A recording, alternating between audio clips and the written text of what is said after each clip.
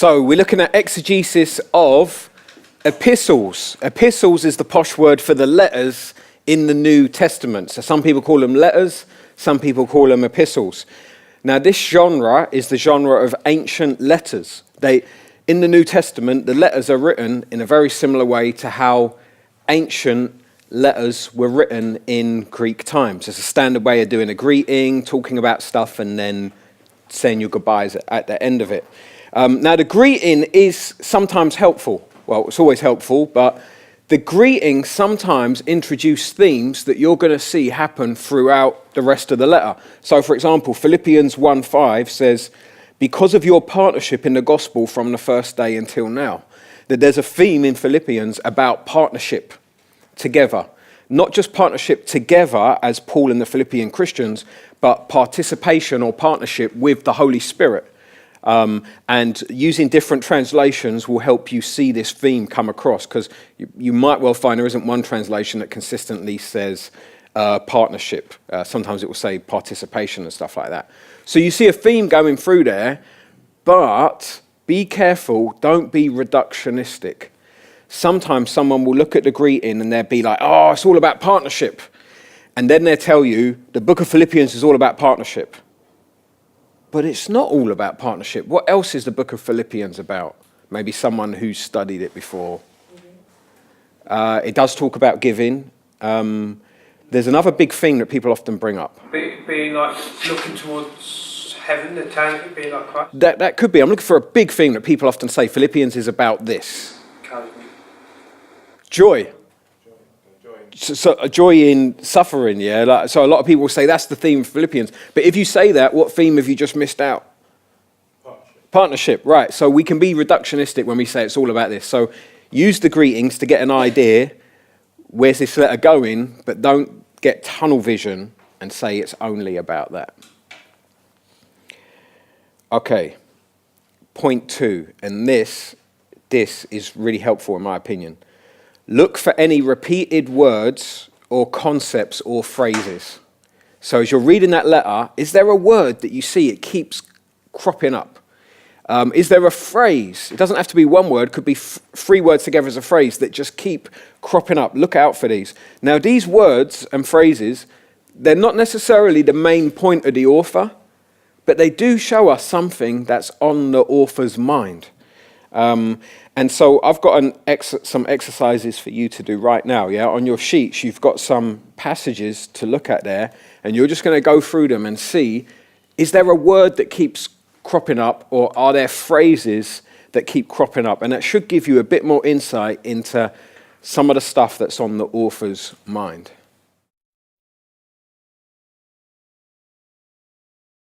So how do you find that exercise? The first one, Ephesians, what was the repeated word? In Ephesians 1, verses 3 to 6. Blessed. And who noticed translation differences there? I don't mean in the ending of a word, but I mean... ESV had used the word blessing or blessed in, I think it was verse 6, whereas the NIV used different words. Okay. The big one I'm thinking of is verse 3. NIV says, praise be to the God and Father of our Lord Jesus Christ.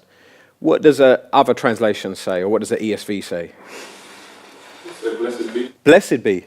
Okay, so again, the benefit of using different translations. If you were using the ESV there, you'd see, blessed be the Father of our Lord Jesus Christ, who has blessed us in the heavenly realms with every spiritual blessing. Like, pow, you got like 3 blessings in one line, yeah? You just keep getting hit with that. Blessed, blessed, blessed. Right? In the NIV, you've got praise be, and then you've got blessed, and then you've got blessing. You don't notice it as much. I'm not saying that NIV isn't as good. There'll be other verses in the Bible where you see that NIV will point them out and the ESV won't. So I'm just saying it's helpful to still keep using different translations as you do this. So that will give you the idea that Paul has one of the things on his mind is blessings, right? Blessings, and not just even the blessings he gets, but he's even saying, blessing be to God, blessed be God. So it's just interesting. Again, this is not saying the whole point of this, the main point is blessing. It's just saying this is one of the things on his mind. But I'm not saying that it doesn't mean that it's also not the main point. You'd have to work that out yourself with all the other tools you got. Okay, what about Romans 5, 9 to 17? This was a harder one. I gave you a phrase to find. Romans 5, 9 to 17. What was the phrase that kept coming up?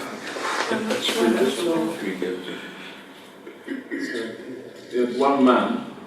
One man. That came up like 6 times. Free gift, I think, about 4 or 5 times. So we've got free gift, we've got one man. I'm still looking for another answer. I'm not saying you guys are wrong. These are great answers, but there's another answer I'm looking for. True. I'll give you a clue, yeah? There you go.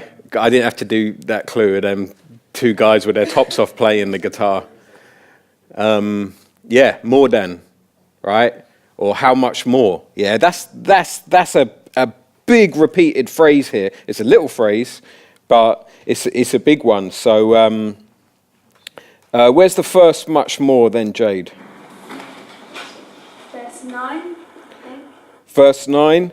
Since we have now been justified by his blood, how much more shall we be saved from God's wrath through him? Okay, where's the next one, anyone? Verse 10. Yeah, if while we were God's enemies, we were reconciled to him through the death of his son, how much more, having been reconciled, shall we be saved through his life? You could almost imagine if he was rapping this, he'd be putting like emphasis on this how much more, you know? Okay, where's the next how much more? 15. Verse 15, but the gift is not like the trespass, for if the many died by the trespass of the one man, how much more did God's grace and the gift that came by the grace of the one man, Jesus Christ, overflow to many? Where's the next one? 17. You see, ladies' crew, they got this one, yeah? Isn't that interesting? So this shows why doing theology in community is helpful, because there was only one team that actually picked up this how much more. And so by us all coming together, we all learn from one another. So verse 17, for if by the trespass of the one man, death reigned through that one man, how much more will those who receive God's abundant provision of grace and of the gift of righteousness reign in life through the one man, Jesus Christ? Whew. Right, so there you go. So you got that much more thing. And, you know, some of you guys spotted other stuff as well. But so, what's one of the things we can learn from this? The fact that we didn't all spot the same thing.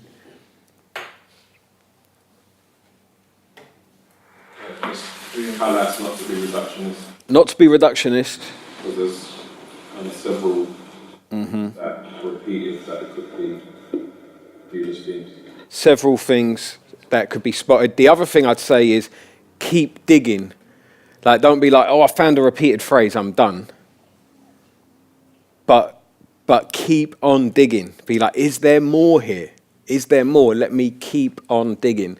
I think if you're going to be a good exegete, you have to be someone who keeps on digging.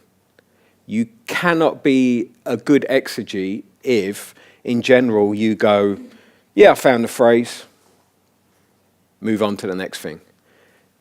The same way you wouldn't be a good detective if you were like, oh yeah, I found the guy, young black male. Yeah, we drove down the street, we saw a young black male, didn't we? Picked him up, he's the guy. Yeah, you wouldn't be a good detective like that, yeah?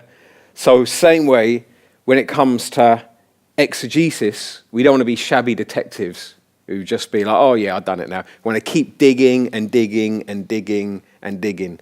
With the time that you've got. But that's why one of the things I stress on the urban ministry program as well is your stewardship of your time, because if we're bad stewards of time, we won't have enough time to do what? Exegesis.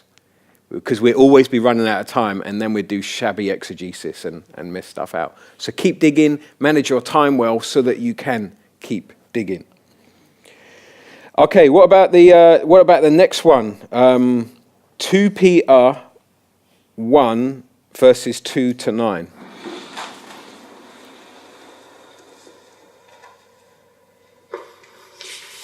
Was it knowledge?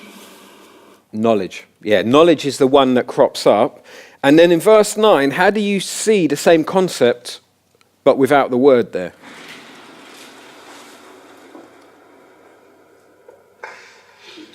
being nearsighted, blind. So Speak up a little bit. that being nearsighted and blind, so basically lacking perception. I've got the wrong verse somehow. What verse is it? 2 Peter, is it 1:9 or 1:9? Yeah. Whoever does not have them is nearsighted and blind, forgetting that they have been cleansed from their past sins. Yeah, so yeah, nearsighted and blind, I suppose. Yeah. I hadn't thought of that so much. I thought more of the forgetting, but yeah, I can see how the clear-sighted and the blind is linked to the forgetting. So they're forgetting this knowledge. Now, this is really important. There was a period in church history where people got really big into word studies.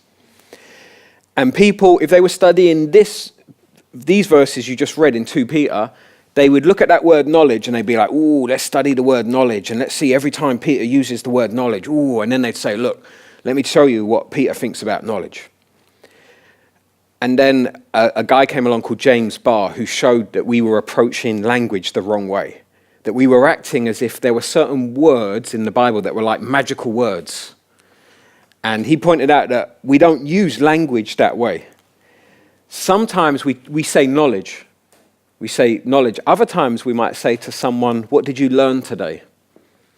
Now, if I say, what did you learn today? I'm asking, what's your knowledge? But I didn't use the word knowledge. So if you started saying, well, earlier Duncan was talking about knowledge, but now he's not talking about knowledge, is that true? No, that's not true. What you've done the mistake of thinking only when he uses the word knowledge is he talking about knowledge. What we find is that often New Testament writers in their letters will have a theme or a concept that they're wanting to hammer home, but they won't use one word for it. They use a variety of different words and phrases. And here's the thing. In our language, we don't communicate. This will be for cultures across the board. We don't communicate with words as much as we communicate with phrases.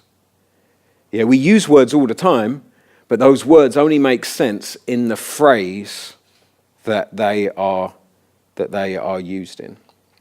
So make sure you don't fall into the mistake of just being like, the word knowledge. Also look for when is the concept of knowledge being used here. So this is a powerful tool for when you're going through epistles, looking for repeated words and phrases. Some of you might even find it helpful to underline those repeated phrases or even photocopy your Bible and color them in different colors and stuff like that.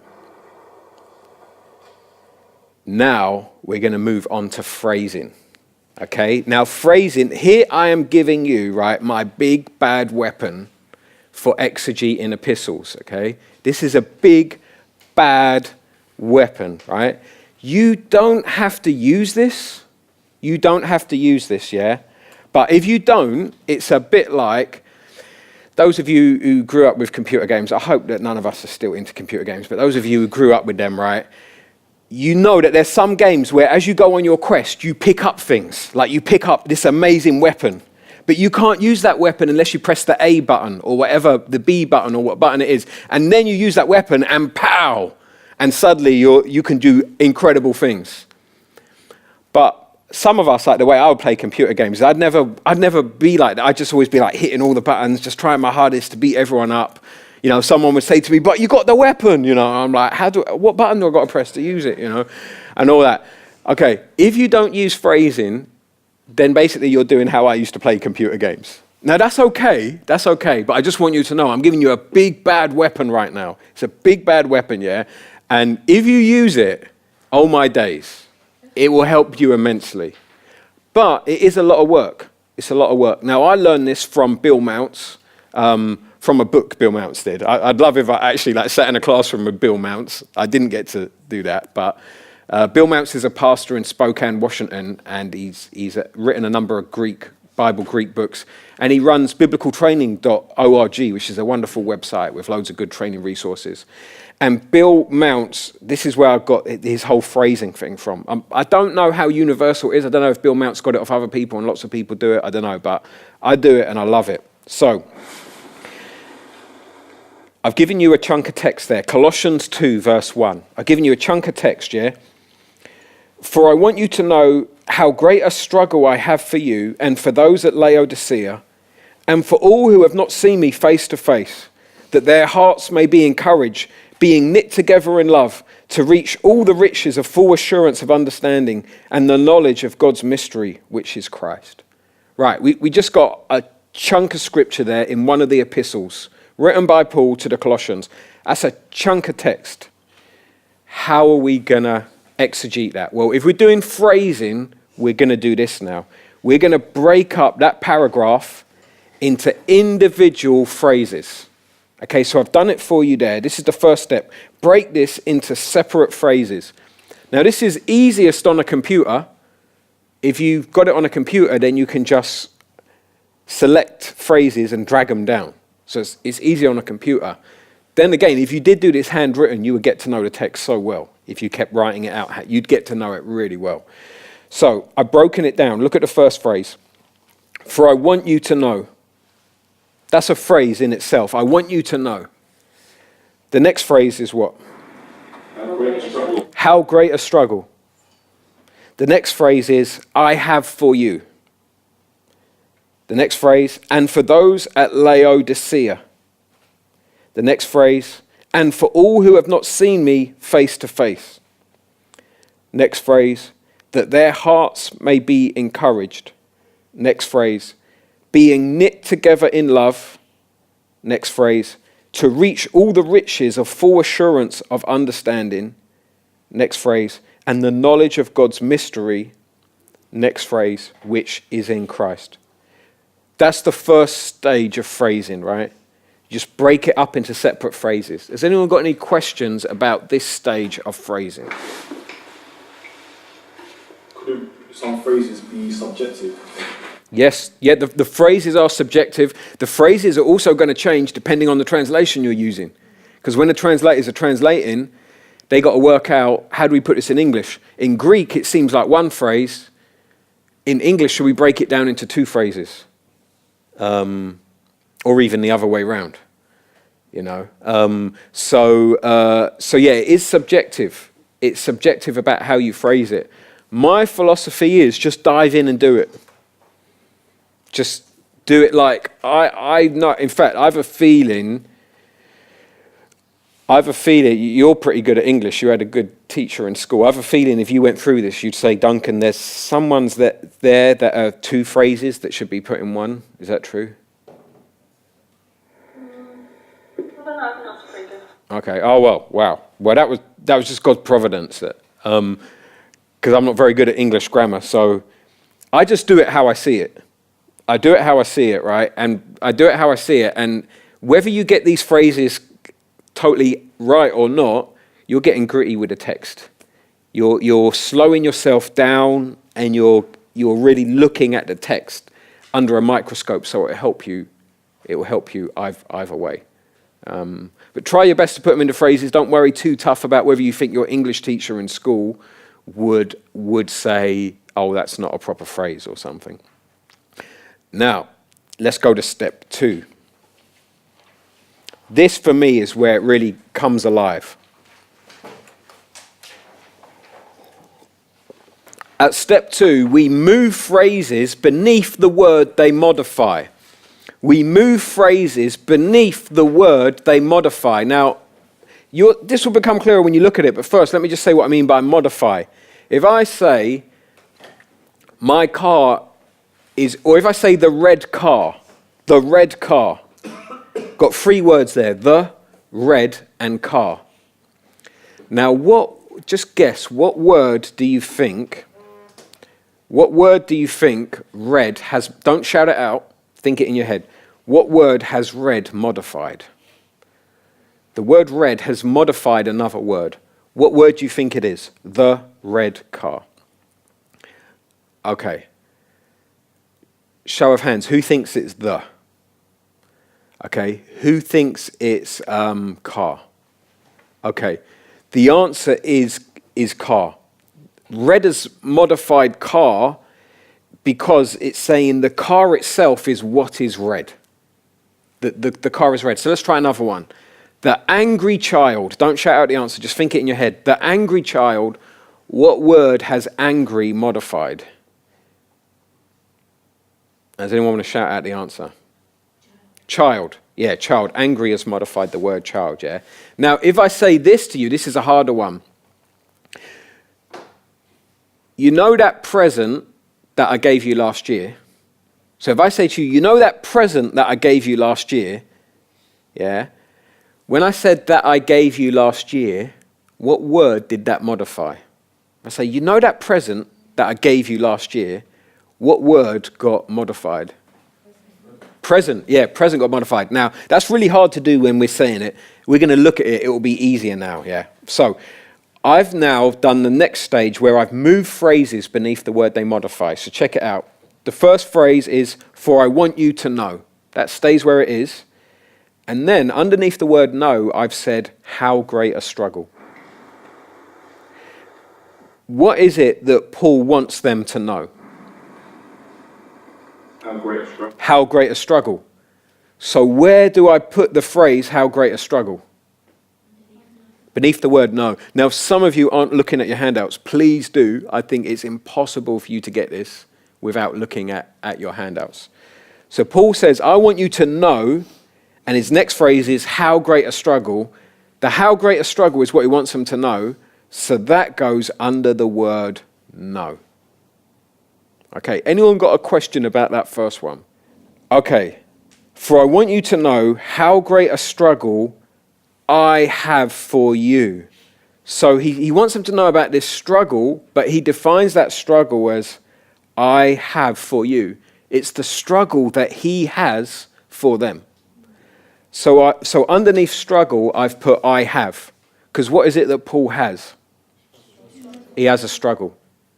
He has a struggle. Okay, right. So beneath that, he says, I have for you. And then beneath that, I've put, and for those at Laodicea. And beneath that, I've put, and for all who have not seen me face to face. Now, I just want you to look at those 3 lines. I have for you, and for those at Laodicea, and for all who have not seen me face to face.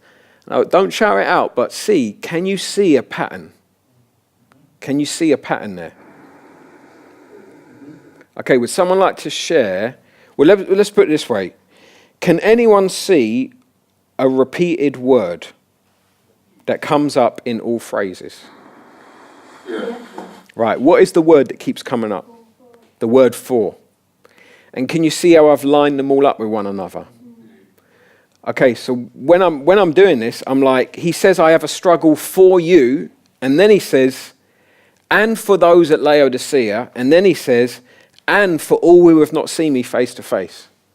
So I'm like, okay, there's like 3 different types of people he has a struggle for. So I'm putting them in a line beneath one another. Okay. And then the next phrase is that their hearts may be encouraged. Okay. So what word do you think, what word does it look like I've put this underneath? Struggle. Yeah, exactly. So the struggle, the next thing is that I have for you, but it's also the struggle that their hearts may be encouraged. So that's why I placed it there. Now, by the way, some of you might look at this and you might see a different way of phrasing this. And I'm cool with that. In my mind, the way I phrased it here works. But it might be that in your mind, it works a different way. And if it works a different way, that's okay. You might be right, I might be wrong. We might both be wrong. Or we might both be phrasing it the way the ESV translators see it. But in the original Greek, technically it phrases a different way. That's okay, because what we're doing, we're forcing ourselves to spend more time with the text. We're forcing ourselves to spend more time understanding what Paul is getting at. So don't worry if as you look at this, you're like, I see it a different way. That's okay. Okay, that their hearts may be encouraged, and then I've put being knit together, and what word have I put that underneath? Hearts. So what word am I saying that being knit together in love modifies? Hearts. It modifies hearts, right? Okay, so here's the thing, yeah? It's the hearts that are being knit together in love. So that's why I put being underneath the word hearts. Okay, so the next one is to reach all the riches. Okay, why have I put to reach all the riches there? Who wants to be brave and say why I've put that there? Is that the point of the hearts being knit together? Because that's the purpose of the hearts being knit together, is to reach the full riches. Okay, so one idea is that because it's the purpose of it. Anyone else want to try? Anyone brave want to try another answer? Why have I put to reach all the riches underneath hearts? It's the hearts that are going to reach all the riches. So the way I'm reading it could be wrong, but the way I'm reading it is that it's their hearts that Paul wants to reach all the riches of full assurance. That's the way I'm reading it. Yeah. I could be wrong. It could be that it's just for the people to reach all the riches. And in which case, then the way you're seeing it, Ian, about being the purpose of it, then I see what you're getting at here. Sometimes, when I've gone on to step 3, which we're going to do, don't go here yet, but when we go on to step 3, sometimes I then come back and change step 2 because I realise I phrased it a bit wrong. So this is very intimidating stuff, but I don't want you to feel so intimidated that you're like, I won't even try. I want you to just try it, and then you change it up as you go along, and just by trying it, you will get more in depth with the text.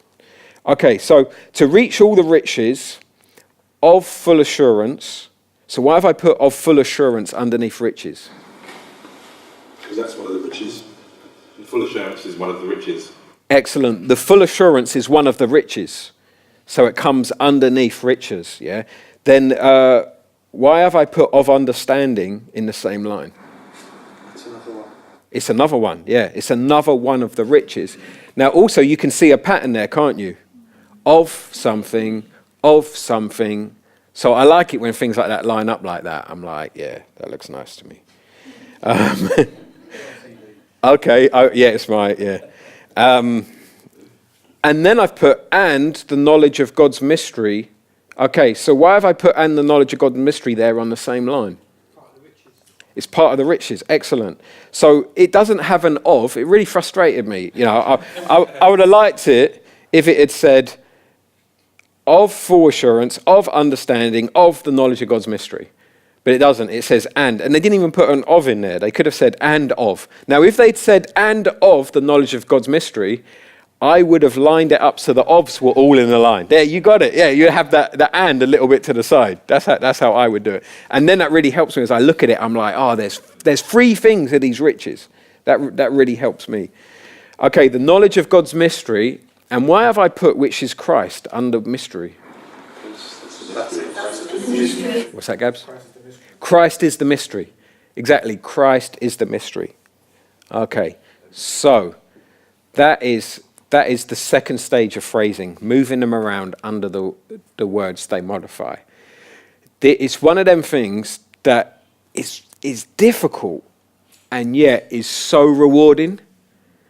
You know, and there aren't a lot of things in life that are really rewarding that aren't also difficult as well. We always want shortcuts in it. Like you see people on Facebook who've got caught with that trick where suddenly all over their Facebook it says, I just did a diet for 1 week and I lost 12 stone, you know. And you're like, they fell for it. You know, see any advert that says you could lose weight without doing anything, pretty much. People will be like, oh, click on that. Whoops. You know, we like that, right? But the reality is, a lot of things in life that have good rewards do require hard work. And phrasing's hard work, but the benefits, I mean, it just really helps you see the text. So before we move on to part 3, I just want to check, has anyone got any questions about stage 2? Because if you're stuck on stage 2, then when we go to stage 3, you might still find things get easier, but you might be even more confused. So like to reach all the riches of full assurance of understanding. Like before you put that as one big phrase, and so now you've broken it up. Is that because just as you went along, you was like, actually that's a separate phrase, or is that, I don't know, or do you not have to put all the one phrases in one line?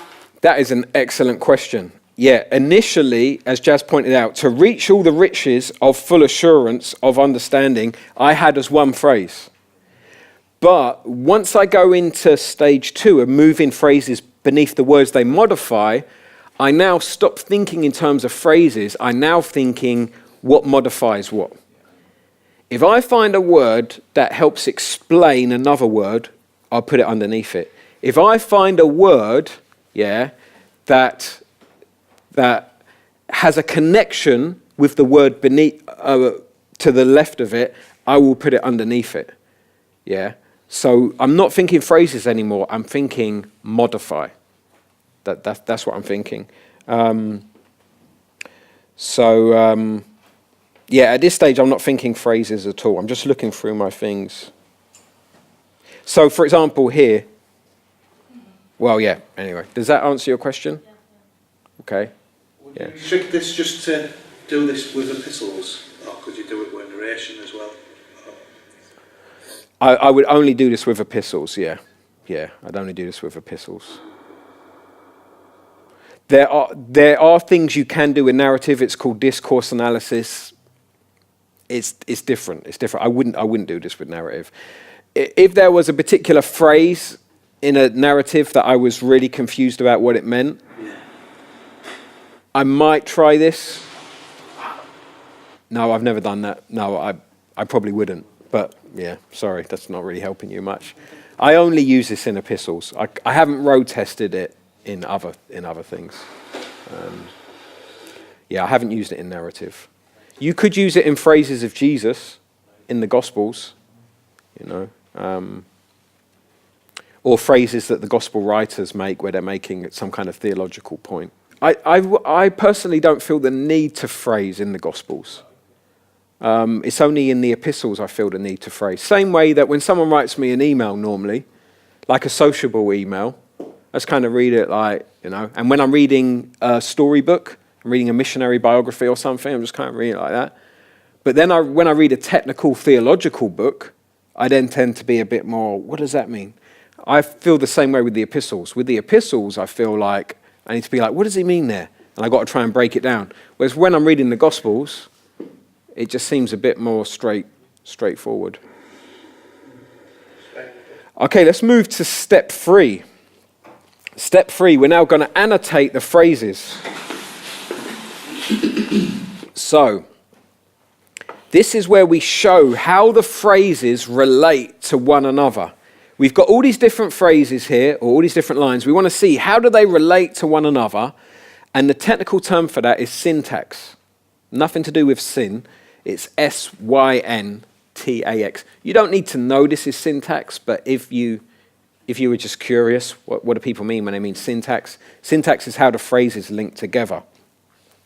Now, there's different types of ways that phrases relate to one another. So, for example, you get reason words or even reason phrases. You get reason phrases, but to spot a phrase that gives the reason for something else, there's certain words that give it away, like because, or for, or since. Yeah? So if I say, I am very tired because I couldn't get to sleep last night, right, when I said because, what was I about to give you? The reason. What was the reason why I'm very tired? Because I couldn't get to sleep. Exactly. You've got it basically. Then you get result words, yeah?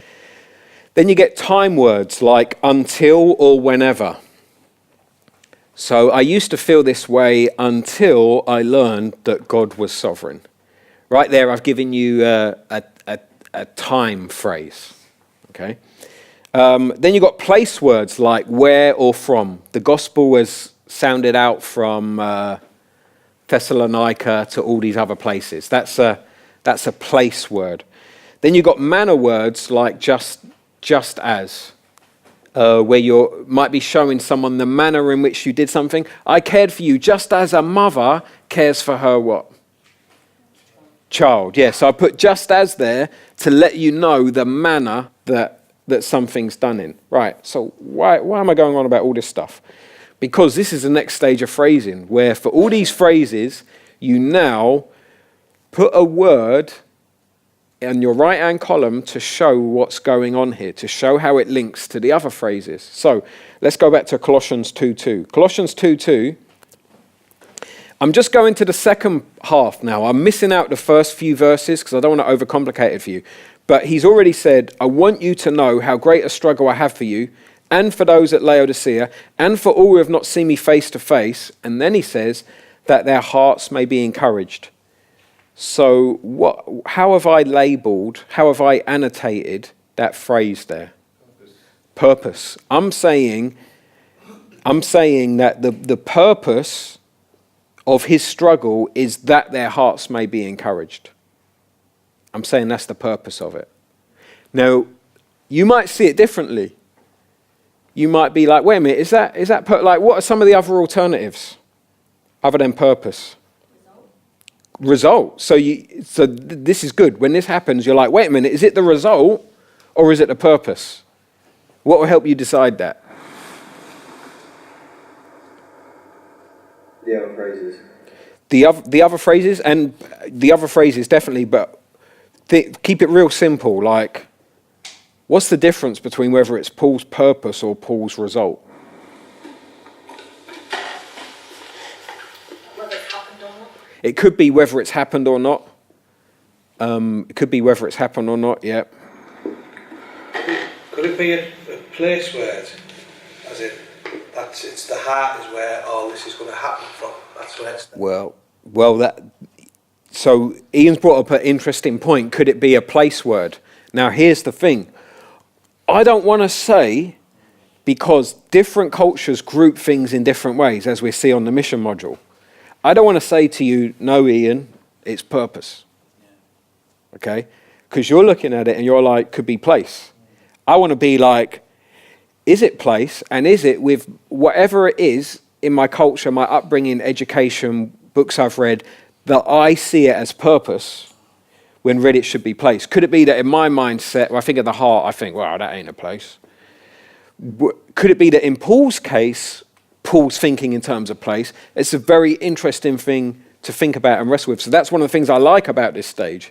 Who of you before would have, just reading this verse, would have thought, the place is the heart, it's the heart where it happens. Some of us might have, someone's nodding, they would have, but the rest of us, maybe a bit slower, we might have been like, I knew it was the heart, but I didn't think about it too tough. Whereas by going through this process, you're thinking, the heart is the place where this happens. Okay, I've put purpose. Then the next one I said is being knit together in love. For this I put manner.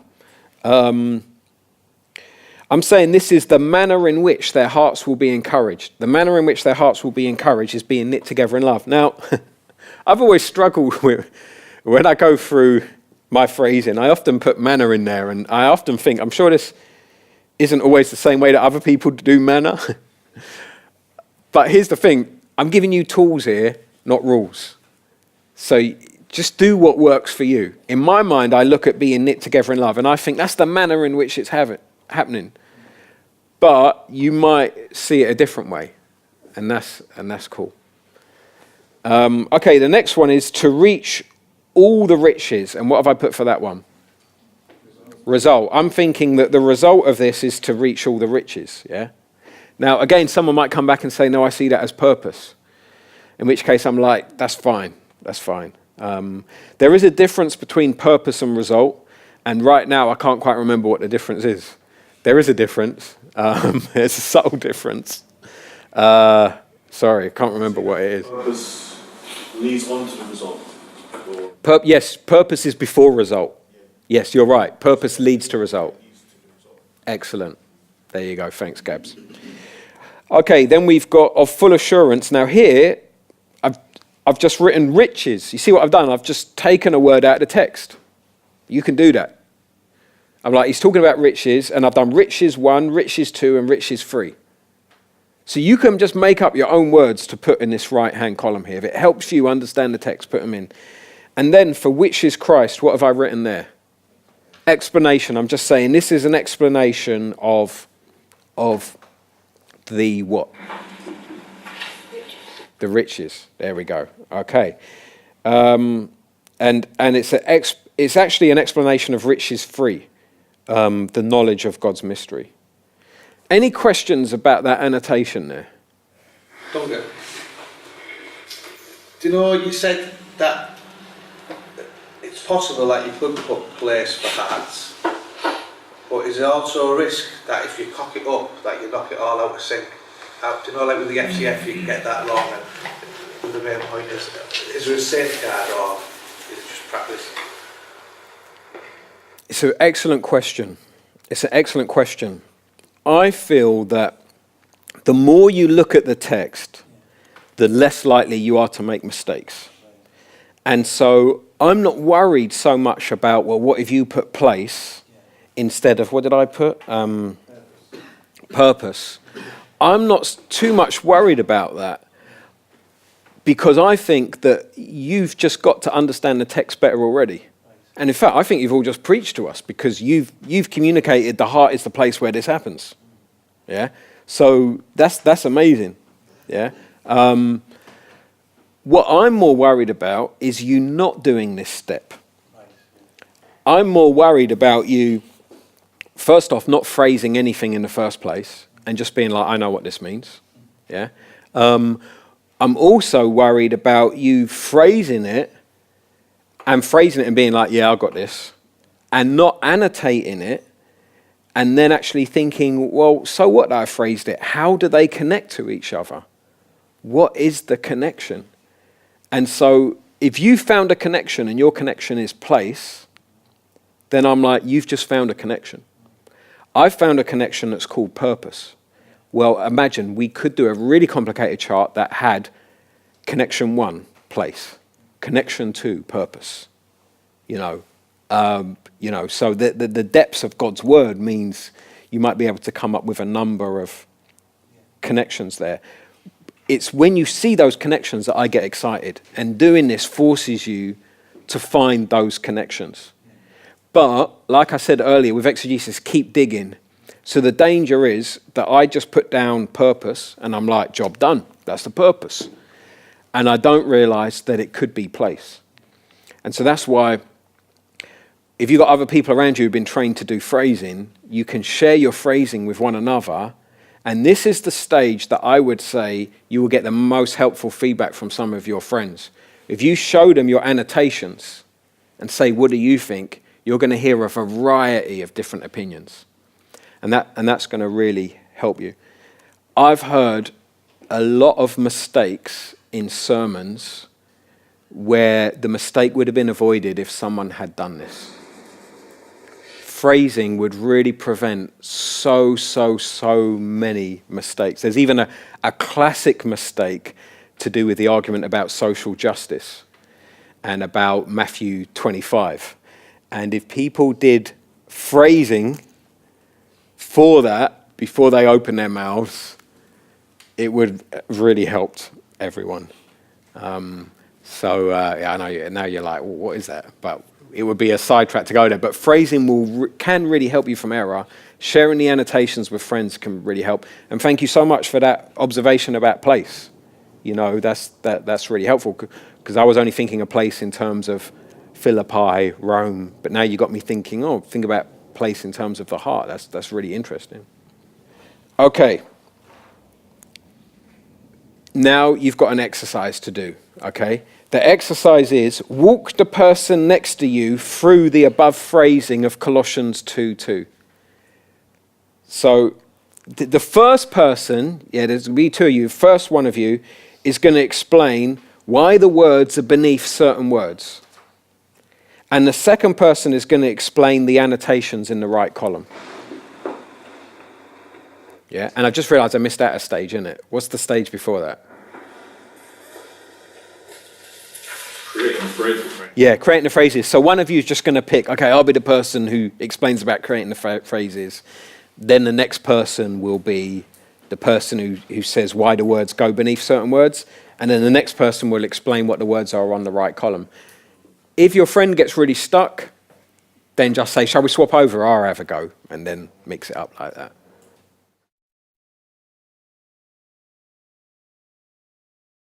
What we're going to do now is because the question has come up about, well, can you do this on the, narrative and all that? I wouldn't do this in narrative, but if there was a phrase that Jesus said, or a particular phrase that I wanted to see more clearly, I might phrase it. And so what I'm going to get you to do now is to phrase Matthew 25, verse 40. So it's the parable about, the sheep and the goats at the end. And where Jesus says, I was hungry and you gave me something to eat. I was thirsty and you gave me something to drink. And they're like, Lord, when did we see you hungry? And when did we see you thirsty? And then verse 40, the king will reply, truly I tell you, whatever you did for one of the least of these brothers and sisters of mine, you did for me. So what I want you to do now is with the person next to you is try and phrase verse 40. Okay? Just have a go at doing it, yeah? Don't worry too much about it. Don't be like, oh no, is this really a phrase or not? Just have a go at doing it. I give you 5 minutes to phrase verse 40. So as you looked at Matthew 25:40, first off, you might have noticed how, this is a bit different to an epistle. Because it starts off with, and the king will answer them, And so, you're like, oh, what are we going to call that? You wouldn't find that in the middle of an epistle like that so much. So I just made up a term for that one. I just called it God's final say. I didn't know what to call it. And then when he says, I tell you the truth, again, I was like, I don't know what to do with that. So I just called that verification. Like he's verifying, yeah, this is really true what I'm saying. But the most important bit for phrasing this verse is when it starts off saying, just as you did it. That's really the most, it doesn't matter too much how you phrased, and the king will answer them. It doesn't matter too much how you phrased, I tell you the truth. The key thing is what do you do when you get to just as you did it. So, whatever you did. I'm using the Net Bible. So for New Testament, I like to use the Net Bible. So whatever you did, if your translation says whatever you did, then this is where the phrasing really counts, whatever you did. Now, so I did just as you did it, or whatever you did, I've got that as one phrase all on its own. Yeah?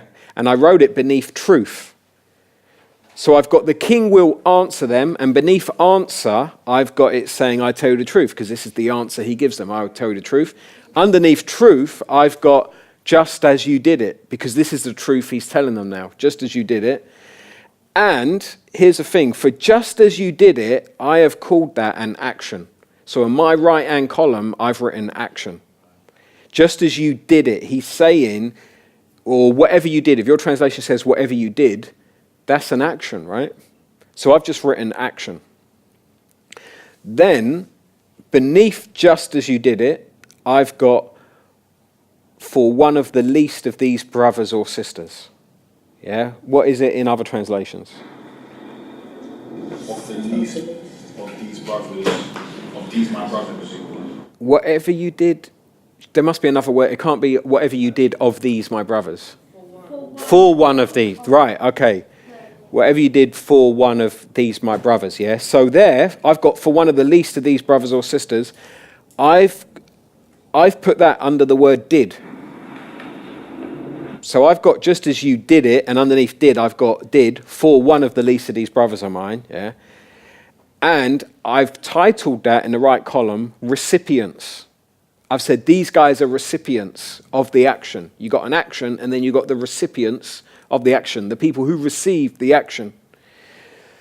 Then, what I've done, brothers or sisters, there's a word that modifies brothers or sisters of mine, a phrase, that modifies it, of mine. So I put of mine on a new line.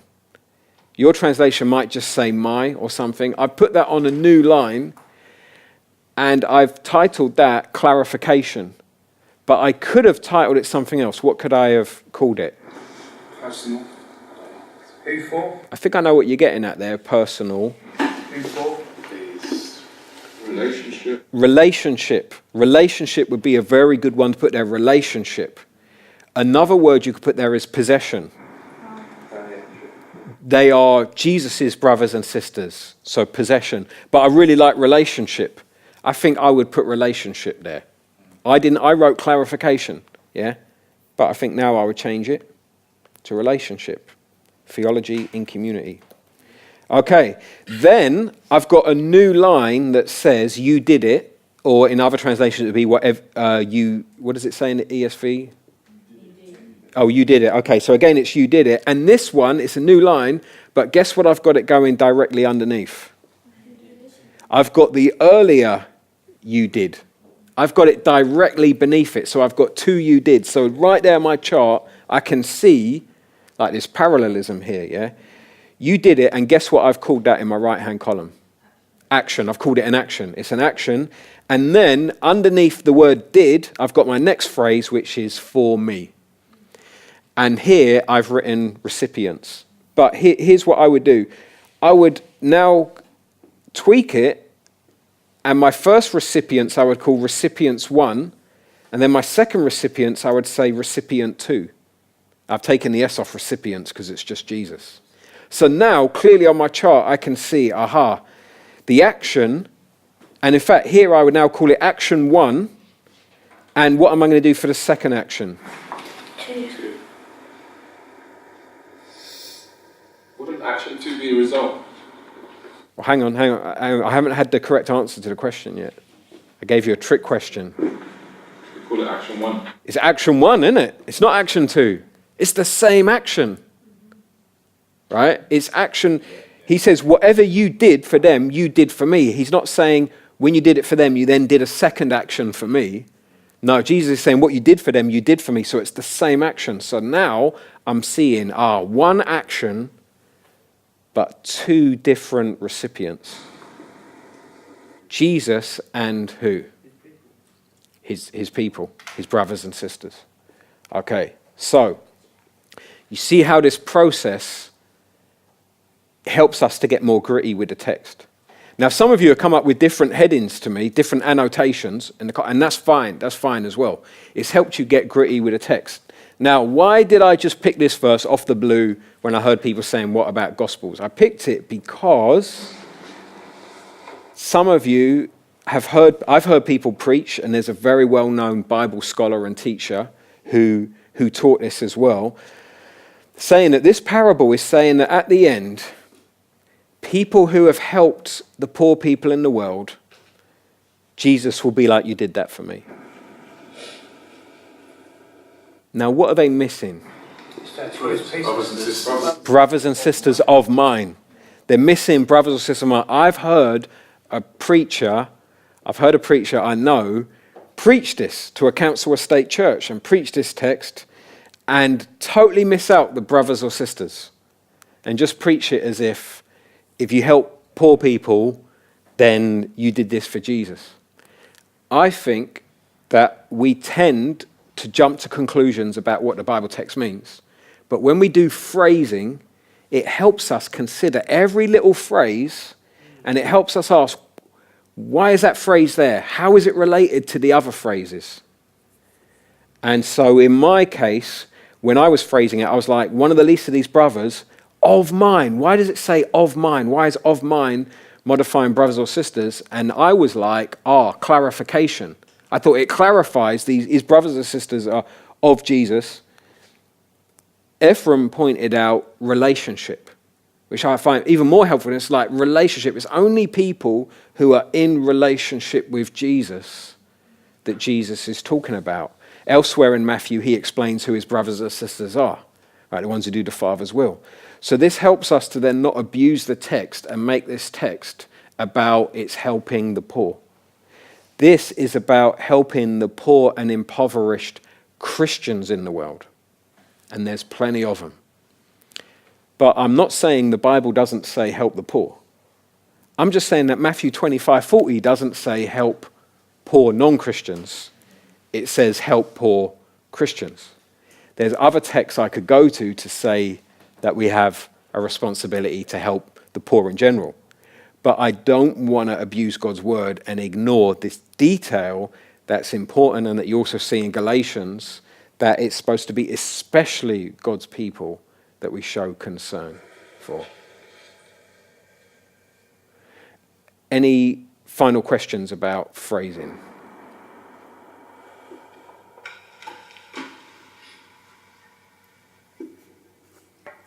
Right? Okay, let's... Oh, yeah. Sorry. So the annotation labels, basically you're saying that we can just be completely free to use whatever labels we want that we feel accurately identify as them. I'm not sure that there's one complete list anywhere of what all the labels should be. I have different books that give you different lists, and they're all different. And when I look at some of the things on the list, I look at them and I'm like, I have no idea what that is. So I just make up my own. I just make phrases that help me understand how this, I make up words, I don't make up the words, but I pick words that help me understand how does this phrase fit with that other phrase. Sometimes it's result, sometimes it's purpose, sometimes it's time, sometimes it's result, location, reason one, reason two, yeah. So I can give you a list, but at the end of the day, you've got to have your own list that makes sense to you. And the more phrasing you do, the more you will generate your own list of words that help you understand how stuff links together. So that's really the purpose of all this, is that in the end we'd have a clearer understanding of how it all links together. Because obviously we're not going to be mentioning these things when we come to communicate. Yeah. It's going to help us to have a better understanding of really what's going on. It will help you get a better understanding what's going on in text, and it will help you not ignore phrases, because this is one of my bugbears when I hear people preaching the epistles. Often people miss out key phrases, and they think Paul is saying one thing, and they miss out a whole thing that he's saying, and they end up being reductionistic. So if you're the kind of person that jumps to conclusions a lot in life about stuff, when it comes to epistles, do your phrasing. Because a phrasing is a real good way to stop you jumping to conclusions. Really slows you down.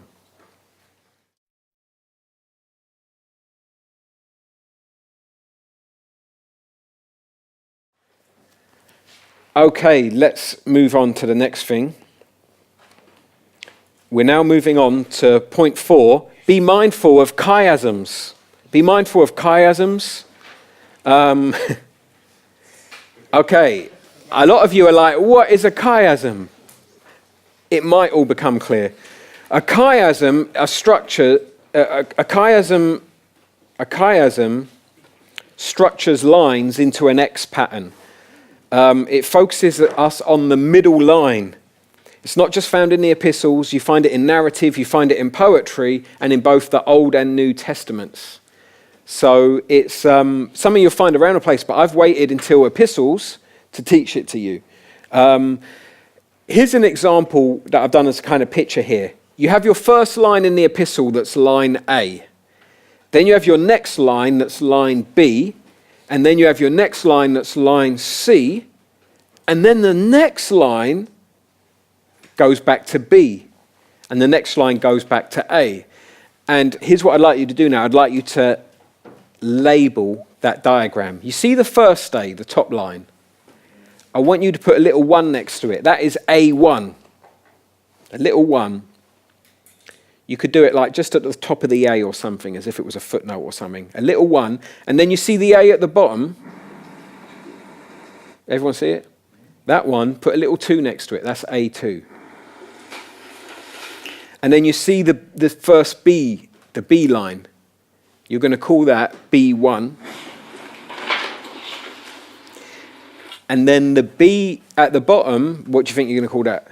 2. That's B2. What are you going to call the C?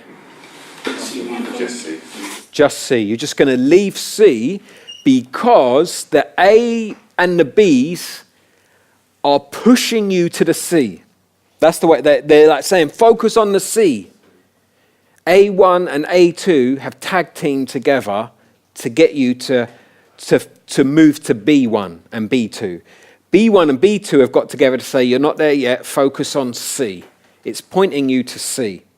Right, now I'm going to give you a real life example because otherwise this just seems crazy. Hebrews 12 verses 1 to 2, right? Estella Horong has observed the following chiasm. I got this out of Chiasmus, Creedal Structure and Christology in Hebrews 12 verses 1 to 2 in Bibliotheca Sacra. It's a theological journal. Okay, so this is what Estella come up with. Okay, from Hebrews 12, she structured it like this. Therefore we, A1, having seated around us such a cloud of witnesses, B1, setting aside every weight and every clinging sin, C1, with patient endurance, D1, let us run the race that is set before us. E, keeping our eyes on Jesus, the perfecter, the pioneer and perfecter of the faith. D2, who for the joy that was set before him, C2, patiently endured the cross. B2, despising shame, A2, and is seated at the right hand of the throne of God. Now, what I want you to do is, with the person next to you, I want you to identify what A1 and A2 have in common, what B1 and B2 have in common, what C1 and C2 have in common, and what D1 and D2 have in common.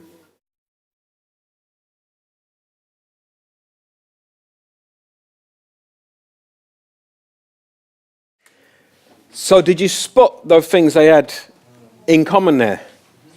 It's quite fascinating, right? Yeah, like, I mean, A1, what's the thing in common between A1 and A2? Seated. B1 and B2, what's in common? Setting aside and despising, yeah. Every clinging sin and shame, yeah. Then you've got C1 and C2. What is the thing in common there? Patient endurance. D1 and D2, what's in common there? Set before us. We have a race set before us. Jesus had before him what? Joy set before him. And then it pushes us to E in the middle, keeping our eyes on Jesus, the pioneer and perfecter of the faith. What's it wanting us to focus on? Jesus as the pioneer of the faith. He's the first one who goes. He's the first one, and we follow him. And look how clever this chiasm is. It starts off A1, B1, C1, D1 are talking about who? Us or Jesus? Us. And then the second half of the chiasm, D2, C2, B2, A2, is talking about who? Jesus. So it starts off talking about us, and then it focuses us on Jesus, saying he's the pioneer, he's the forerunner, and then it parallels all the stuff about us with then Jesus. I mean, it's a very, very clever way of writing. It's really clever. It's quite amazing. And it gets you focusing on Jesus Christ. The thing with chiasms is that some people, chiasms are helpful, be aware of them, but some people see a chiasm under every chair in the room. So when you read commentaries, sometimes you see someone saying, oh, this is a chiasm here. And you're looking at it and you're like, really, is it? Like, you know, and you're trying to see it. And in those situations, I wouldn't worry too much. Some commentators see chiasms everywhere. They're always going on about chiasms. But sometimes there are blatant chiasms that's really like, oh, so if I was teaching this verse here, right, and I didn't teach it in a way that really focused people on Christ, and then I'd say I've really missed out on not spotting this chiasm. However, with what I've been teaching you so far, especially on the Teaching the Bible course, I think that even if you didn't know about chiasms, you'd still teach this passage in a way that would focus people on Christ. So what I want you to do now is turn to the person next to you and explain what a chiasm is.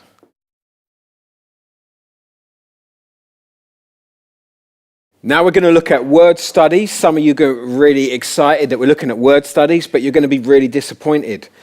I'm basically going to say, be very careful with word studies. Be very careful. And I'm going to tell you the common mistakes in word studies. These are common mistakes. So I'm basically going to warn you about what not to do in word studies. Yeah? I'm not really on this course, I'm not really wanting to teach you how to do word studies because I've seen more mistakes made when people do word studies than when people don't do word studies. So I feel like maybe later we will have a Urban Ministry Advanced Exegesis module or something where we could go real in depth with word studies. But for right now, what I want to equip you guys to do is to not make mistakes that people make and to spot mistakes people make. You'll hear these mistakes, you'll hear them in loads of sermons, okay? But hopefully not in your churches. So here's a list of common mistakes. The first one is, first let me say, a word study is when someone's preparing their sermon, they read a word in the text like justification, they quickly study that word, they look around the rest of the Bible to see where that word is used, and then they tell you in their sermon, this word means this. Okay, now here's some common mistakes. One is called the root fallacy. Now a fallacy is a mistake. Okay, so these are called fallacies, they're mistakes. The root fallacy or the etymology fallacy. Okay, now this is where someone says the root meaning of this word is, okay, that's the root meaning. Or someone says the etymology of this word, in other words, the history of this word is this. Now, this is a common mistake, and the best way to show it to you is to talk about butterflies. Imagine if I said to you, butterfly.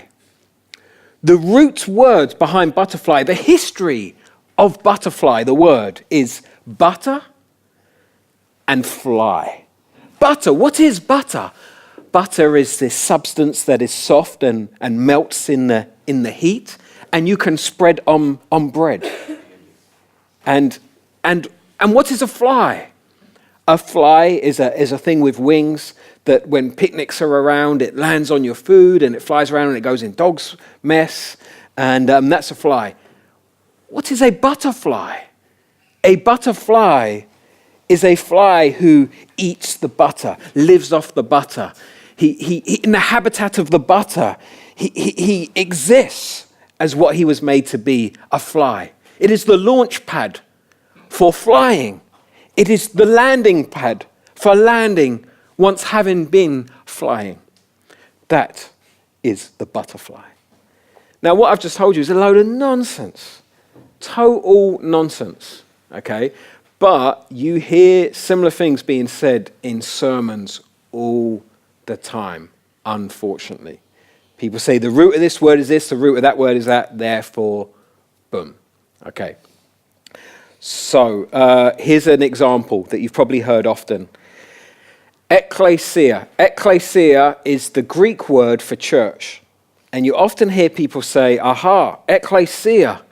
It's made up of two words, ek, meaning out of, and kaleo, meaning call. And people say, look at the root meaning of this word. Look at the history of how the word come together. It means out and called. The ecclesia is the called out ones. The church are the called out ones. Now that sounds good, right? You can preach that and it sounds really good, but that's not what ecclesia means. Ecclesia means the assembly. So in Greek culture, you had like the town assembly, the town council type thing. That's the ecclesia. When in the wilderness, when the Israelites were there, they were called, in the Greek Septuagint translation of the Old Testament, they were called the ecclesia, the assembly. It does not mean the called out ones. Having said that, is it theologically true that the church are the called out ones? It's theologically true. It's theologically true. But it's not what ecclesia means. So when I hear someone say ecclesia means the called out ones, I wince, but I don't jump up and say, actually, that's not what that word means. Because what they're saying is, the theology of it is true. but it's a common mistake. It's like butterfly. It's like saying a butterfly is a fly that lives in butter. It's not true. Can I ask a question about that? Just with regards to the meaning in that specific example of assembly, because it does suggest that it's assuming that the assembly haven't come out from another group. Because I guess in both of the examples that you gave, the children of Israel, and also in the council, that they are people from among other people. So it does have an association, it seems, with them being assembly, but they're an assembly from among others. Like called out. I think I would say that's I don't know how to put it. Rubbish. No. Maybe like for coincidental, or what's that word, fortuitous or something. So in this case, it just happens to kind of connect, but it's not necessarily why they use those words to Yeah. arrive at the term assembly.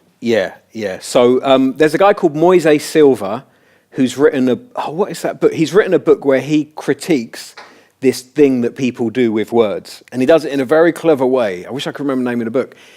He gets a letter that someone sends, and in the letter they say something like, I'm sending you this letter because, and then Moise Silver takes the mick and is basically saying, imagine if like a preacher was exegeting that letter. And they said, they sent the letter. Did you know the word send comes from the original word that was used for sending ships out to battle? When he's sending this letter, it's like he's sending this letter out as a battleship. Now, I can't remember exactly how Moise Silver words it, but it's like on that kind of tip. And he goes through the whole letter like doing this, and in the end you're like, this is ridiculous. Like the person's just sending the letter. They're not trying to bring these old terms of naval ships being sent out, and he's just trying to get us to see that often we bring meaning into the word that ain't intended by the author. But like I said, with the ecclesia one, it's one of those kind of fortunate ones in that you could always argue the people have been called anyway, so it's not too damaging. But there's other ones that are more damaging. The good thing is, it's been so long since I've heard bad preaching that I struggled to come up with real life examples for these ones. So ecclesia was the best one I could come up with. But here's another one. Another common mistake is anachronism. Now, anachronism is where you put a modern meaning into an old-fashioned word. Okay? So, for example, has anyone ever heard when they're preaching, they said, now the word for power here is dunamis. Yeah, it's one of them Greek words we hear a lot, dunamis. And then sometimes the preacher will say, dunamis, it sounds like dynamite. This is explosive power. Well, the problem is dynamite hadn't been invented then. So when the Apostle Paul said dunamis, he wasn't in any way thinking dynamite. Could have been prophetic. He wasn't thinking dynamite in any way. He's just using the word for power. It doesn't matter that years later someone invents dynamite and they use that word. It's irrelevant. It's an anachronism. It's a very common mistake that people make.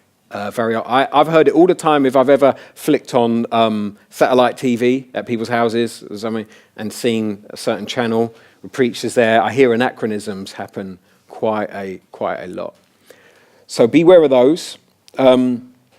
Next one, 3, ignoring synonyms. Synonyms are where you have words that are very similar in meaning that people use from time to time. So sometimes I might say, there were enough people at the thing. Other times I might say there were bare people there. Now, is there any difference between bare and enough? No. In the way that you're using it. Not in the way that I'm using it. Yeah. So they're synonyms depending on who I'm talking to. If I'm up north, I wouldn't say bare because there isn't so much of a Jamaican influence on up north. But I'd say enough if I was up north. But it's not like I'm doing different connotations when I use those different words.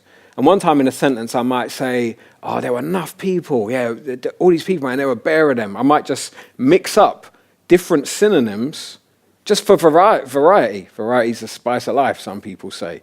Now, sometimes in word studies, people don't recognize synonyms. And the most famous one is phileo and agapao. Okay, so in the New Testament and in the Septuagint, you'll find these Greek verbs that are used for love. Okay? But the thing is, these verbs are often used interchangeably. Okay, so you probably know there's the story where Jesus says to Peter, do you love me? Feed my lambs. Do you love me? Feed my sheep. Do you love me? Everyone always ignores the changes in the second half of what Jesus says and then focus on the word love, which is interesting. But whatever the third thing is, he says. And some people say, aha, sometimes he's saying phileo and other times he's saying agapao. And some people have said, well, the phileo is just like a casual love, but the agapao is an unconditional love. Well, that's not true. The guy who rapes his sister, David's son, who is it who rapes Tamar? Amnon? Amnon. In the Greek translation, it says he agapao'd her. That kind of love. It's not an unconditional love because then he ends up hating her afterwards, right? Demas, who loved the world, it's agapao, he loved the world. We find these words are used interchangeably. And John will often use synonyms when he's writing just for his style of writing, so he's not always using the same word. So don't ignore synonyms and don't only focus on one word and ignore its synonym that the writer might use as well. And I'm not saying that there wouldn't always be differences between phileo and agapao, because phileo also means kiss.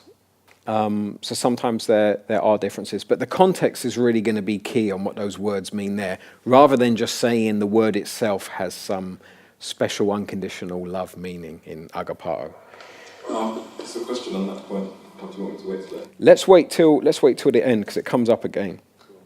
The next one is ignoring different uses of the word. Yeah, so don't ignore different uses of the word. For example, righteousness. Sometimes righteousness means living right. Sometimes it means Christ's righteousness be imputed to us. So it'd be wrong every time you see the word righteous to be like, aha, this isn't really telling us to live right. This is just saying, let's have Jesus' robe of righteousness. That would be wrong. You're ignoring that the word is used different ways sometimes. Another word would be justified, which sometimes means declared righteous, and other times it means proved right. Then you've got the word flesh, the Greek word sarx. It has multiple meanings. In my opinion, it is the hardest word to translate in the New Testament, in my opinion, okay?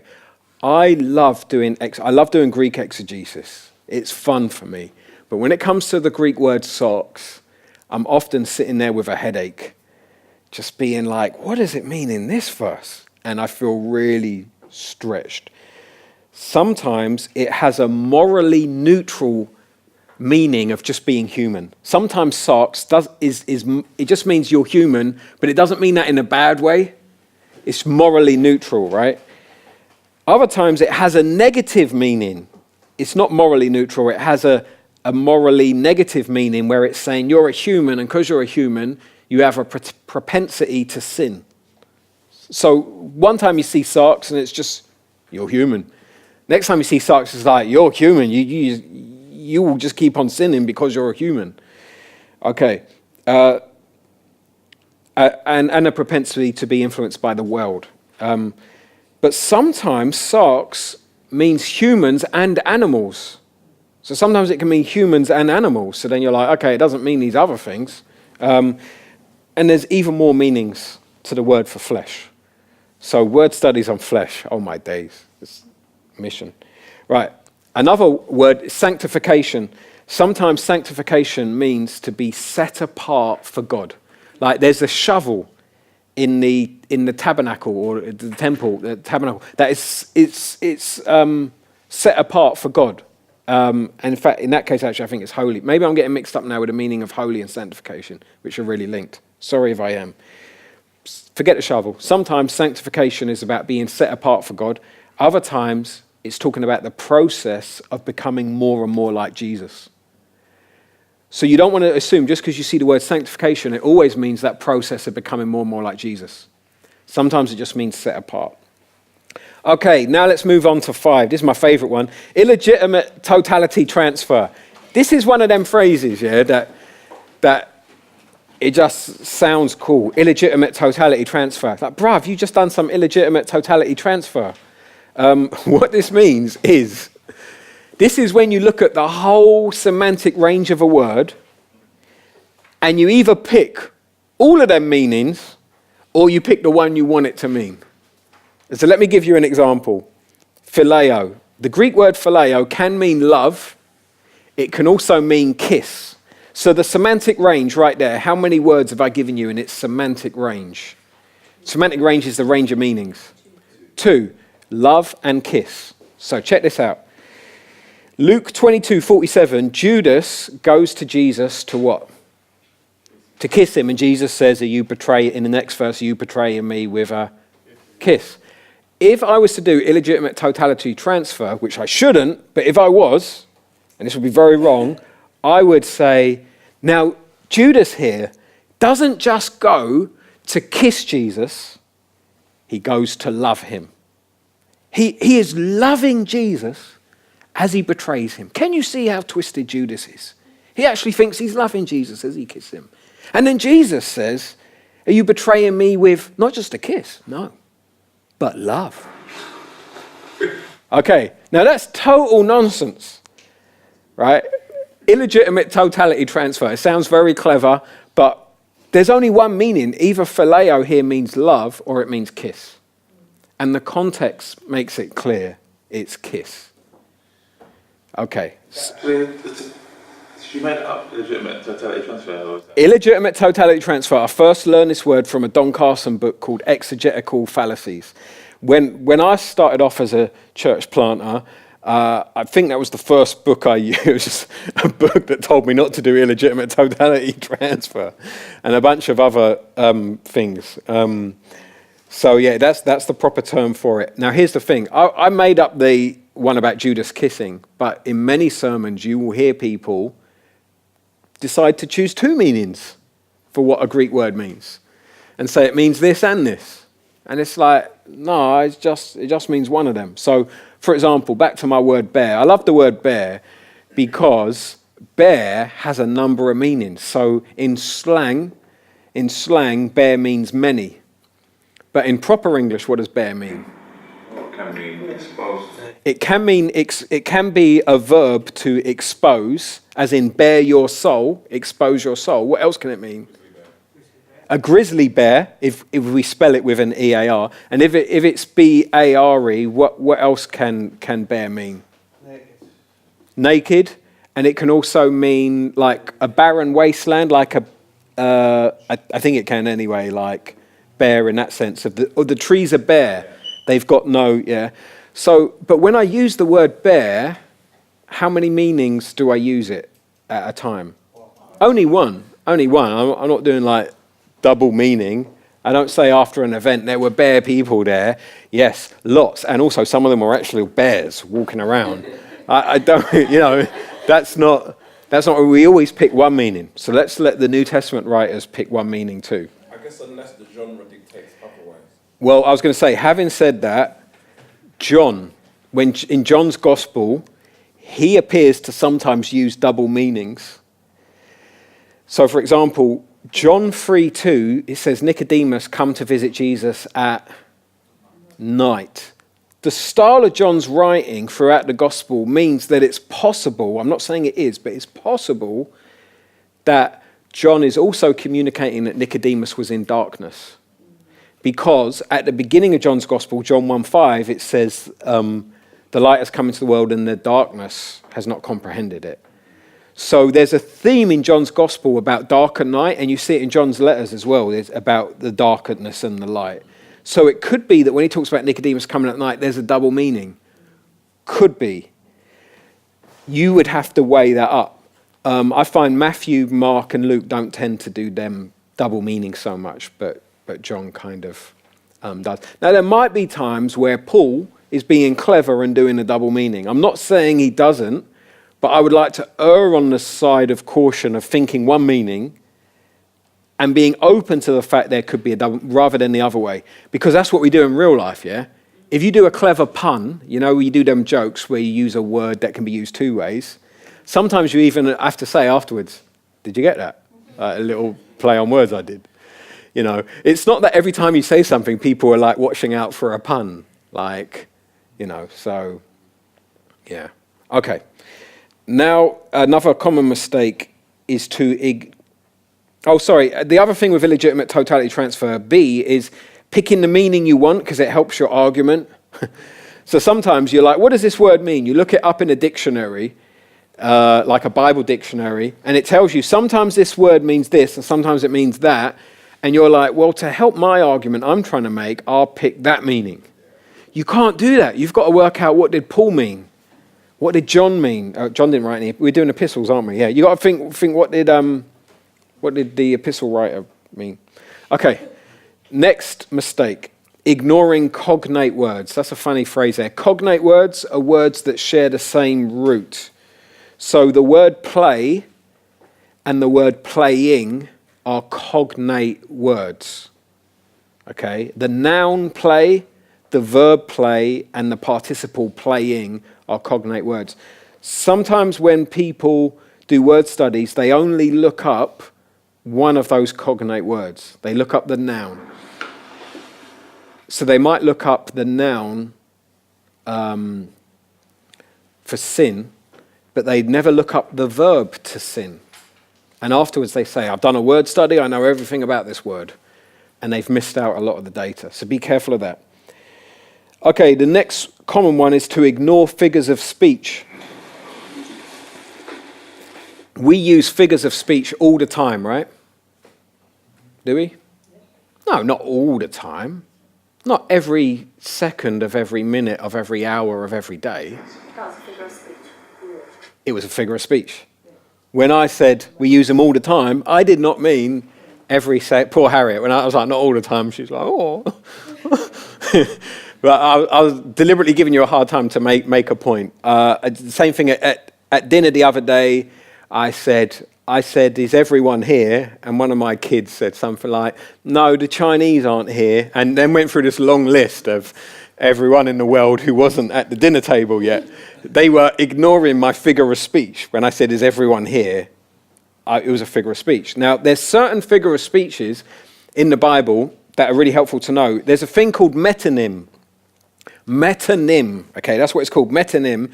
It's where you use a word that's associated with the thing you mean to say the thing that you mean. So, for example, the pen is mightier than the sword. Now, this saying does not mean that if you're holding a sword, I'll hold a big biro, and let's have a sword fight, and I will cut your sword in half. That's not what the phrase means, yeah? The pen is a metonym for writing. It doesn't literally mean a pen, it means writing. Writing is more powerful than, and again, not an actual sword, but the use of violence. So the sword is war or physical force, and the pen is writing. Now, I got that example from Roger Omenson and John Ellington, who did a handbook on the first book of Samuel on the United Bible Society. They have handbooks for translators, and in the one they did on Samuel, they just made this clear for Bible translators to see at one point. We've used, this is a metonym here, and they gave the example with the pen and the sword. Okay, so another one, a classic one in the Bible is Jesus' blood. Jesus' blood is a metonym for Jesus' death. Now, some of you might think, oh, I knew that anyway. But if you're from the church background I'm from, whenever you heard people talk about Jesus' blood, I would actually picture drops of blood, and people would say stuff like, plead the blood of Jesus over you. And it was as if, the imagery was as if they like had Jesus' blood in their hands, and they're flicking it on me, and it was kind of this idea of the actual drops of blood themselves are the thing that has achieved my salvation and has power in it itself. I think that actually, though, in the Bible, when it says Jesus' blood, it's a metonym for Jesus' death. It's letting us know about Jesus' death. Am I saying that there is no significance in blood? I'm not saying that at all. There's significance in the lifeblood of an animal and a human being. I'm not saying there's no significance. I'm just saying I think it's a figure of speech, Jesus' blood. So you don't have to, like, I always have these imageries of test tubes, with blood in, like Jesus' blood, because the church that I was in, everyone was always, flicking blood around. It wasn't real blood, in case everyone's horrified at the idea of that. So I found it immensely helpful to start thinking about Jesus' death as opposed to test tubes of blood. Now, if you want to read more on this, there's a helpful book. It's quite dated now, so there might be some things on it that some modern scholarship would say needs to be tweaked a bit, but there's a book called Figures of Speech Used in the Bible by Bullinger. It's from 1898, so you can probably pick it up quite cheap secondhand. There's probably free versions of it on PDF format out there somewhere. I'm assuming that would be legal. That can be a helpful tool. Now, this is not a common mistake. Well, I suppose it is a common mistake, but I've just put this as a tip. When it comes to word studies, my tip is do not use an English dictionary. I'm going to let that sink in because I know people do. Do not use an English dictionary. There's a Greek word in the epistles that has a number of possible Greek meanings, and the translators have tried their hardest to find what the correct meaning is. And they've put that in English. If you now go to an English dictionary and see all the different possible English meanings there are of that, you could do illegitimate totality transfer, and you could end up picking the wrong meaning that's not what the Greek means at all. You're getting further away from the source. I think it's much better to use multiple translations instead. If there's a word you're like, I don't know what that means, look it up in the ESV, the NIV, the NASB, the Net Bible, New Living Translation, go through a Holman, go through a bunch of different ones, and I think you'll find that you get an idea of what that word means from looking at those different translations. If you have to use a dictionary, if you're like, I've done that, but I still need to use an English dictionary, just be very mindful of the fact the English dictionary is going to give you a bunch of meanings, and the idea is not pick which one you want or pick which one helps your argument. The idea is you're now getting an idea of the range of meanings that the translator has picked. What was the one that the translator intended? That's tricky. So that's why I'm saying I wouldn't really do it myself. But if you have to, be careful. Okay, point. So that's word studies. Any questions about word studies? That was a very depressing lesson, isn't it? Saying don't do that, don't do that, don't do that. Yeah. Couple. So for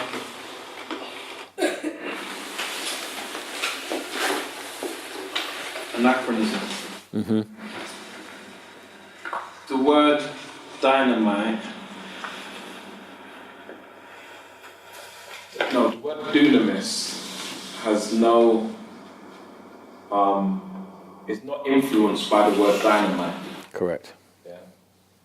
But based on like word families, modern word families, could it be that dunamis is influenced? No.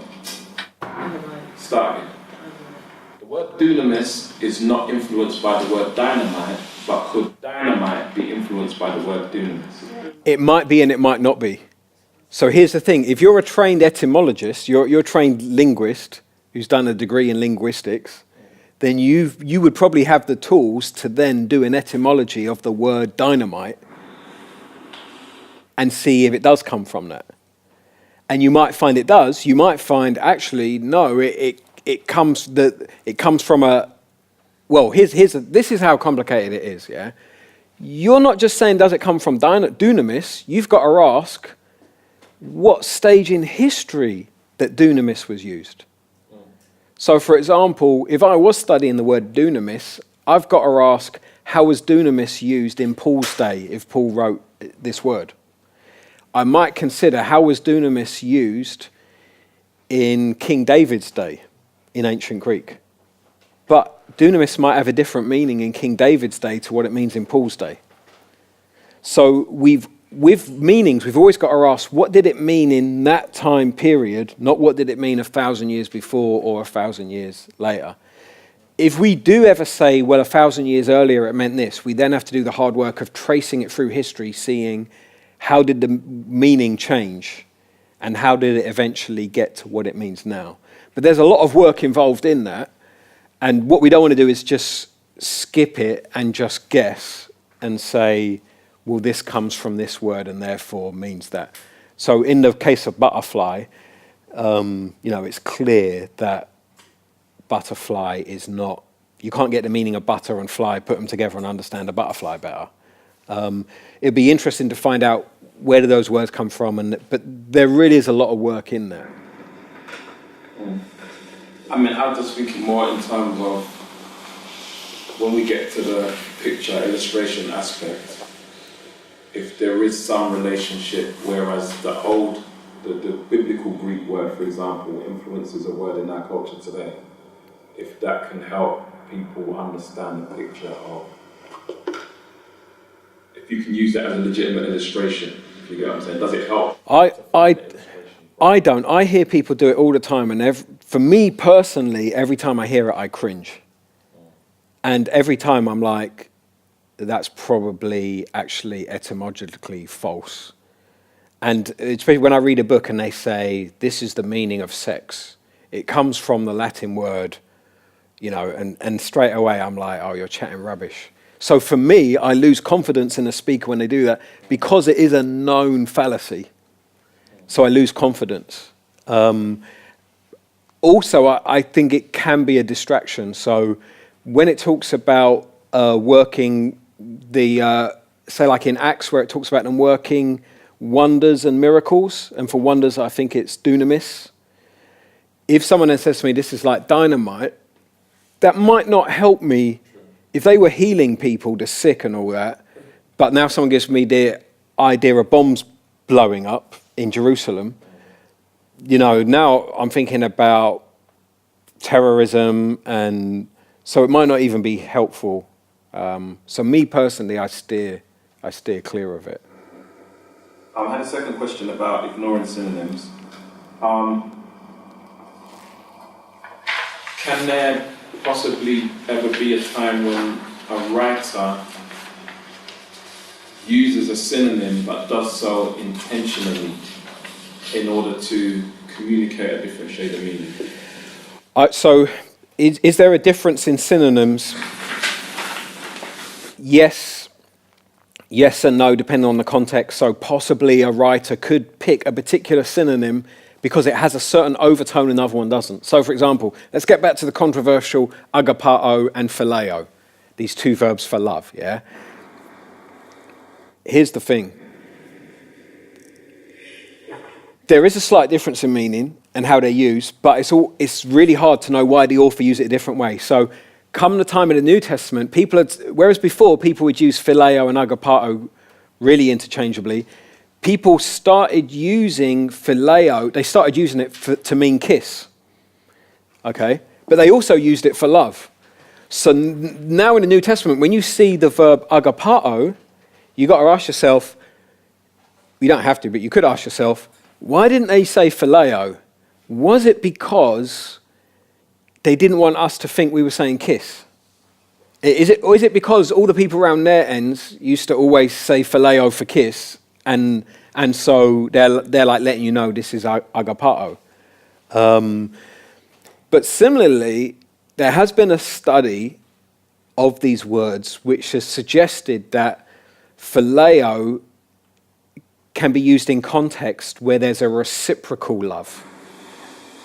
So you get phileo, and phileo is not a negative love, by the way. It's either the father or the son who phileos loves the father or the son. So in the Trinity, there's phileo love. Okay, so it's not like some second-rate love. But sometimes with phileo, there's the connotation of a feeling of mutual fellowship and a warm feeling. Sometimes agapao is used in contexts where you don't get the love back, but you're gonna show love. But it's really tricky to tell whether an author is trying to bring that out, or that's just the word they use, or they just want to switch it up because they used phileo earlier, or if they don't want people to think of kissing and they say that, it's really tricky. So I guess what I'm saying is tread carefully. And I would say the other tools you've got, the co-text, systematic theology, that's going to help you more to find out.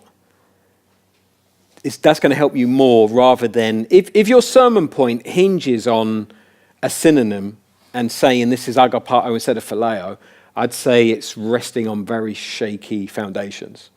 But if you're getting it from your systematic theology and your biblical theology and all that, then I'd say that's Because when I think of that example of Peter and Jesus, in light of what you just said, it does cause me to think about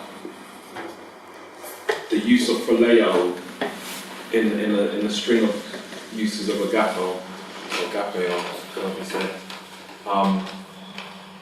with that kind of reciprocal nature of it's a shared love, a two-way love. There being a suggestion of Jesus communicating his love for Peter, and again, just thinking contextually, the significance of that at that moment, knowing that Peter had failed Christ, and it was like seen as the restoration moment. What I'd say is there has been so much ink written about John 21 and that exchange between Jesus and John. What I would say is that there are, if anyone just for a minute ignores what they think might be differences between phileo and agapao and look at everything else in the text, I think there's enough to say there isn't a difference here. I think it's a 3-time reinstatement in contrast to the 3-time denial. And I think people need to spend more time looking at when it says the 3rd time, and they need to spend more time exegeting that and looking at why is Peter offended because Jesus had changed the verb, or because Jesus has said this a 3rd time, and does the penny start to drop with Peter? What's going on here? But what I would say is, if you want to hear a good view on the agapao and phileo, Carson's commentary on John's Gospel does a good job. I think the Net Bible writes on it as well. Don Carson's also done a book called The Difficult Doctrine of the Love of God, where he talks about it. All right, let's now move on to the final tip for not word studies. We now move on to point 6 with epistles, and this is use all the other tools you've been taught so far in exegesis. So use your co-text, your cross-references, different translations, systematic theology, biblical theology, etc. Anything else that I might have missed there. So you put the whole shebang together for exegeting the epistles. So that's epistles. Well done. The epistles are, in my opinion, really difficult to exegete, but also just so rewarding. You really feel like you're mining and you keep finding stuff, and it's so rewarding. But when you're just reading the epistles devotionally, you can just always go back to those standard questions I keep mentioning about what do I learn about God here? What do I learn about humans and myself here? And are there any commands that I'm being given here to obey? And then we can pray in response to those things. Okay, please turn to the person next to you.